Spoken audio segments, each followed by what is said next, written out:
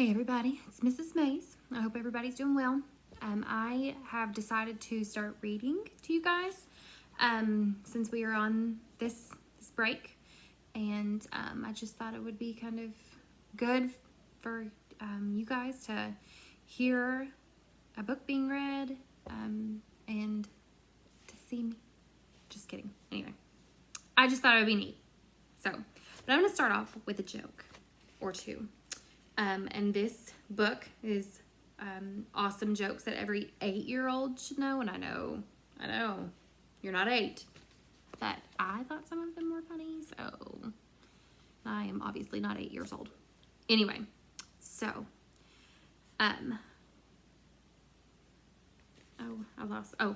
what do ghosts like on their dessert? Whipped cream. Next one. What do you call a sleeping bull? A bulldozer. You know, that's funny. And then the last one. Why are giraffes so slow to say sorry?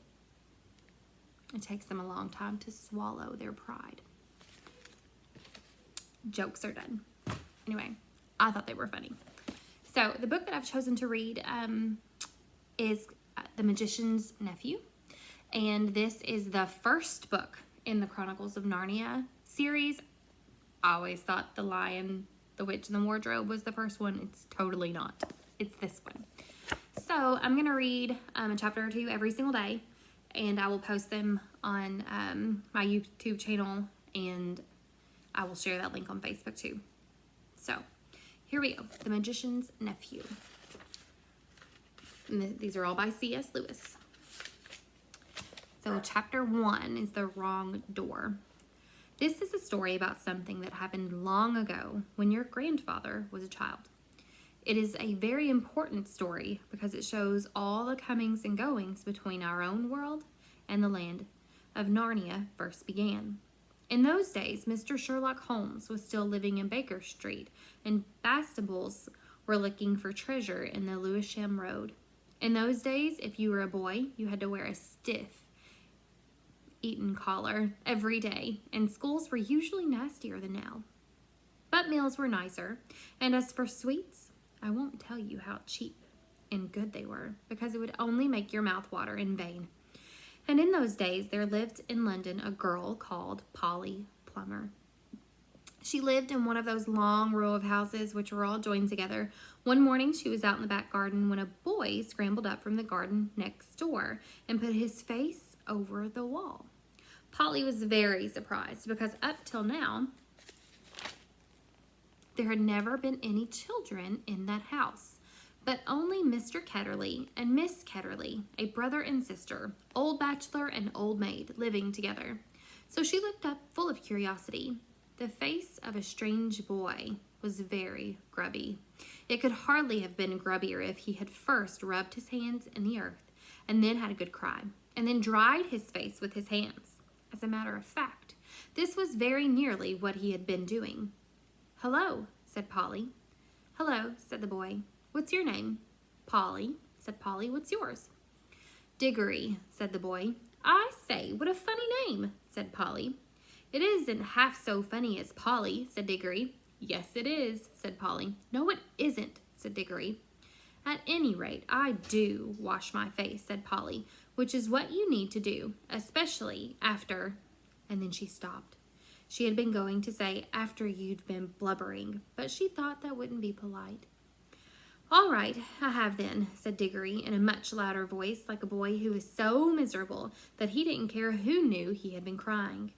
"And so would you," he went on, "if you'd lived all your life in the country and had a pony and a river at the bottom of the garden, and then brought to live in a beastly hole like this."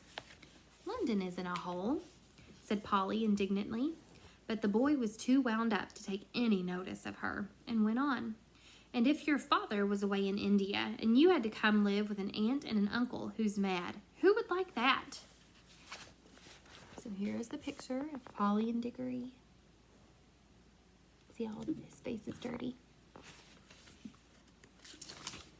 "And if the the reason was that they were looking after your mother, and if your mother was ill and was going to die. Then his face went the wrong sort of shape, as it does if you're trying to keep back your tears. I didn't know, I'm sorry, said Polly humbly. And then, because she hardly knew what to say, and also to turn Digory's mind to cheerful subjects, she asked, is Mr. Ketterly really mad? Well, either he's mad, said Digory, or there's some other mystery. He has a study on the top floor of on the top floor, and Aunt Letty says I must never go up there. Well, that looks fishy to begin with. And then there's another thing. Whenever he tries to say anything to me at meals, he never even tries to talk to her. She always shuts him up. She says, don't worry the boy, Andrew, or I'm sure Digory doesn't want to hear about that. Or, now, Digory, wouldn't you like to go out and play in the garden? What sort of things does he try to say? I don't know. He never gets far enough. But there's more than that. One night, it was last night, in fact, as I was going past the foot of the attic stairs on my way to bed, and I don't much care for going past them either, I'm sure I heard a yell. Perhaps he keeps a mad wife up there. Yes, I've thought of that. Or perhaps he's a coiner. Or perhaps he might have been a pirate, like the man at the beginning of Treasure Island, and be always hiding from his old shipmates. How exciting, said Polly. I never knew your house was so interesting. You may think it interesting, said Digory, but you wouldn't like it if you had to sleep there. How would you like to lie away, listening for Uncle Andrew's step to come creeping along the passage to your room? And he has such awful eyes. That was how Polly and Digory got to know one another. And it was just the beginning of the summer holidays, and neither of them was going to the sea that year. They met nearly every day. Their adventures began chiefly because it was one of the wettest and coldest summers there had been for years. That drove them to do indoor things, you might say, indoor exploration. It is wonderful how much exploring you can do with a stump of candle in a big house or in a row of houses. Polly had discovered long ago that if you opened a certain little door in the box room attic of her house, you would find the cistern in a dark place behind it in which you could get into by a little careful climbing. The dark place was like a long tunnel with a brick wall on one side and sloping roof on the other. In the roof, there were little chunks of light between the slates. There was no floor in this tunnel. You had to step from rafter to rafter, and between them, there was only plaster. If you stepped on this, you would find yourself falling through the ceiling of the room below. Polly had used the bit of the tunnel just beside the cistern as a smuggler's cave. She had brought up old bits of old packing cases and the seats of broken kitchen chairs and things of that sort, and spread them across from rafter to rafter so as to make a bit of a floor. Here she kept a cash box containing various treasures and a story she was writing, and usually a few apples. She had often drunk a quiet bottle of ginger beer there. The old bottles made it look more like a smuggler's cave. So there is a picture of her smuggler's cave. Digory quite liked the cave. She wouldn't let him see the story, but he was more interested in exploring. Look here, he said. How long does this tunnel go on for? I mean, does it stop where the house ends? No, said Polly. The walls don't go out to the roof. It goes on. I don't know how far. Then we could get the length of the whole row of houses. So we could, said Polly, and oh, I say. What? We could get into the other houses. Yes, and get taken up for burglars. No thanks. Don't be so clever. I was thinking of the house beyond yours. What about it? Why, it's the empty one. Daddy says it's always been empty ever since we came here. I suppose we ought to have a look at it then, said Digory. He was a good deal more excited than you'd have thought from the way he spoke. For of course he was thinking, just as you would have been, of all the reasons why the house might have been empty for so long. So was Polly. Neither of them said the word haunted, and both felt that one thing had been suggested. It would be feeble not to do it. Shall we go and try it now, said Digory. All right, said Polly. Don't if you'd rather not, said Digory. I'm game if you are, she said. How are we to know when we're in the next house but one? They decided they would have to go out into the box room and walk across it, taking steps as long as the steps from one rafter to the next. That would give them an idea of how many rafters went to a room. Then they would allow about 4 more for the passage between the 2 attics in Polly's house, and then the same number for the maid's bedroom as for the box room. That would give them the length of the house. When they had done that distance twice, they would be at the end of Digory's house. Any door they came to after that would let them into the attic of the empty house.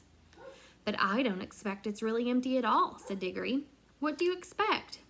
"I expect someone lives there in secret, only coming in and out at night with a dark lantern. We shall probably discover a gang of desperate criminals and get a reward.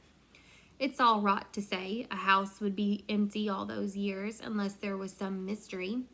"Daddy thought it must be the drains," said Polly. "Pooh, grown-ups are always thinking of uninteresting explanations," said Digory. Now that they were talking by daylight in the attic instead of by candlelight in the smuggler's cave, it seemed much less likely that the empty house would be haunted.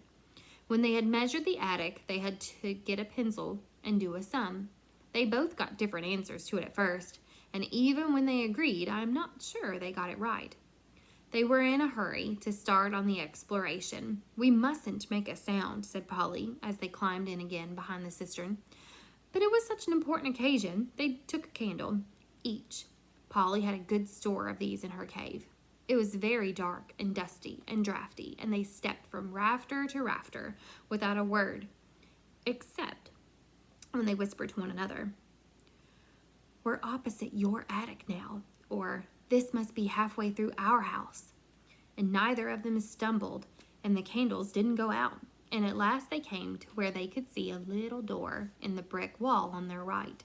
There was no bolt or handle on this side of it, of course, for the door had been made for getting in, not for getting out, but there was a catch, as often there is on the inside of a covered door, which they felt sure they would be able to turn.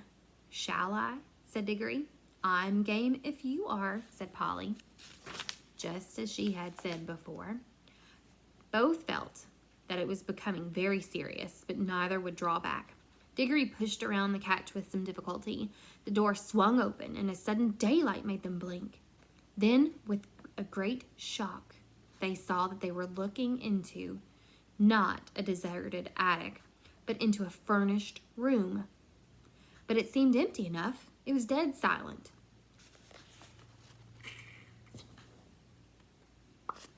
Whose is it? Polly's curiosity got the better of her. She blew out her candle and stepped out into the strange room, making no more noise than a mouse. It was shaped, of course, like an attic, but furnished as a sitting room. Every bit of the walls was lined with shelves, and every bit of the shelves was full of books. A fire was burning in the grate. You remember that it was very cold, wet summer that year. And in front of the fireplace, with its back toward them, was a high-backed armchair. Between the chair and Polly, and filling most of the middle of the room, was a big table piled with all sorts of things, printed books and books of the sort you write in, and ink bottles and pens and sealing wax and a microscope. But what she noticed first was a bright red wooden tray with a number of rings on it. They were in pairs, a yellow one and a green one together, then a little space, and then another yellow one and another green one. They were no bigger than ordinary rings, and no one could help but notice them because they were so bright. They were the most beautiful, shiny little things you can imagine. If Polly had been a very little younger, she would have wanted to put one in her mouth. The room was so quiet that you noticed the ticking of the clock at once, and yet, as she now found it, was not absolutely quiet either. There was a very, very faint humming sound. If vacuum cleaners had been invented in those days, Polly would have thought it was the sound of a hoover being worked a long way off, several rooms away and several floors below. But it was a nicer sound than that, a more musical tone, only so faint that you could hardly hear it. "It's all right, there's no one here," said Polly over her shoulder to Digory. She was speaking above a whisper now, and Digory came out, blinking and looking extremely dirty, as indeed Polly was too. "This is no good," he said. "It's not an empty house at all. We'd better leave before anyone comes." "What do you think those are?" said Polly, pointing to the colored rings. "Oh, come on," said Digory. "The sooner—" He never finished what he was going to say, for at that moment something happened. The high-backed chair in front of the fire moved suddenly, and there rose up out of it, like a pantomime demon coming out of a trapdoor, the alarming form of Uncle Andrew. They were not in the empty room, or in the empty house at all. They were in Digory's house and in the forbidden study. Both children said, "Oh," and realized their terrible mistake. They felt they ought to have known all along that they hadn't nearly gone far enough. Uncle Andrew was tall and very thin. He had a long, clean-shaven face with a sharply pointed nose and extremely bright eyes, and a great tousled mop of gray hair. Digory was quite speechless, for Uncle Andrew looked 1,000 times more alarming than he had ever looked before. Polly was not so frightened yet, but she soon was, for the very first thing Uncle Andrew did was to walk across the door of the room, shut it, and turn the key in the lock. Then he turned around, fixed the children with his bright eyes, and smiled, showing all his teeth. "There," he said, "now my fool of a sister can't get at you."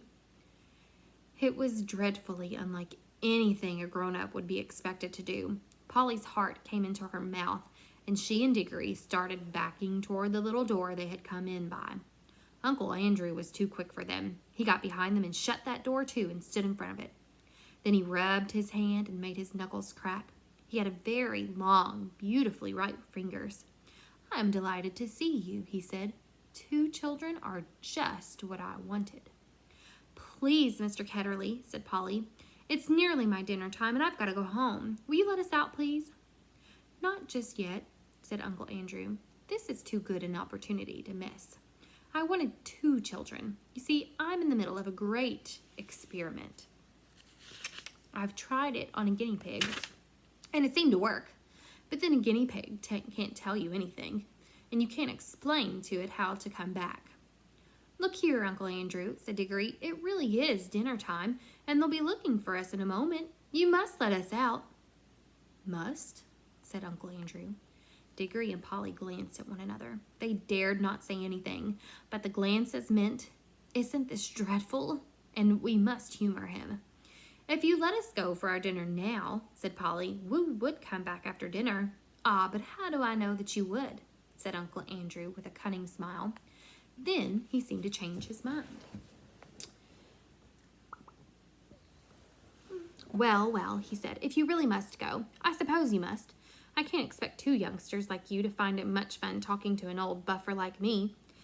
He sighed and went on. "You've no idea how lonely I am sometimes. But no matter, go to your dinner. But I must give you a present before you go.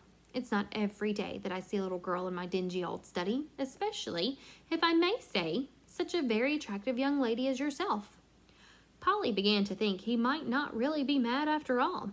"Wouldn't you like a ring, my dear?" said Uncle Andrew to Polly. "Do you mean one of those yellow or green ones?" said Polly. "How lovely!"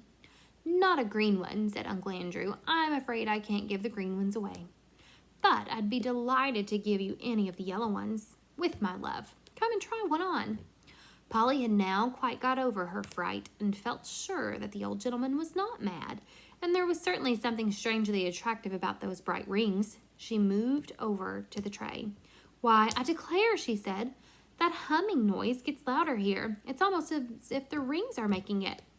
"What a funny fancy, my dear," said Uncle Andrew with a laugh. It sounded a very natural laugh. But Digory had seen an eager, almost a greedy look on his face. "Polly, don't be a fool," he shouted. "Don't touch them." It was too late. Exactly as he spoke, Polly's hand went out to touch one of the rings, and immediately, without a flash or a noise or a warning of any sort, there was no Polly. Digory and his uncle were alone in the room. All right, that's the end of chapter 1. So, I will pick up chapter 2 tomorrow. And yeah, I hope you guys will join me for chapter 2 tomorrow. Hope you guys are staying safe and staying healthy. Take care.